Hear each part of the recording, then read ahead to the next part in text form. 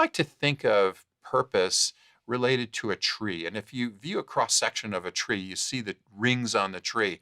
Purpose can be in those early stages of the tree, like if you're in high school or college, when you're an adolescent, when you're just thinking early on about your life. It could be when you're getting married or finding a partner. It could be when you're getting that first job or when you get to a new job. It could be when you're building a family. Could be when you get sick or when a loved one gets sick. It could be when you lose a loved one, somebody very close to you. It could be when you retire. All of those things are important.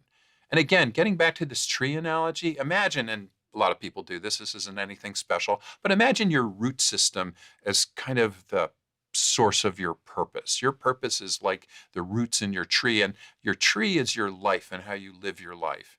Very often, how we live our life starts to diverge from our purpose, right? From our core values, what matters most. We end up finding ourselves kind of lost, kind of distant. What we tend to do, if we can remind the person, if we can self-affirm, remember what your purpose is, remember what your core values are, there's a tendency of trying to move that tree back. We call this cognitive dissonance. And of course, you could imagine the root system all shifting over to where your life is. Let's say you become a chronic gambler or become an alcoholic or something like that. You could move your whole root system and go, I love gambling, that's my purpose, or I love drinking alcohol, that's my purpose. Well, of course you might do that, but chances are you're going to be trying to push your life, how you live your life, back to your core purpose and your root system. So making sure that root system is super strong and magnetic is what we're going to try to do in this class. And we'll talk about that for how you can help yourself and how you can help other people as well. So my own purpose, or part of my own purpose, is to actually help over 1 billion people become more purposeful. Now that's a big job, 1 billion people, and I certainly haven't reached it, and I may not reach that in my lifetime. It's an aspiration. It's what I'm seeking in the future. It's a future goal that I have that's part of who I am now. It's a value that I care about, and it's part of me, who I am. But in order to reach that big goal that I have, I've written a few books. I've written a graphic novel called On Purpose. And in fact, the beginning of this class where I showed those images, they came from this graphic novel. Also, I read from the first chapter of this book called Life on Purpose.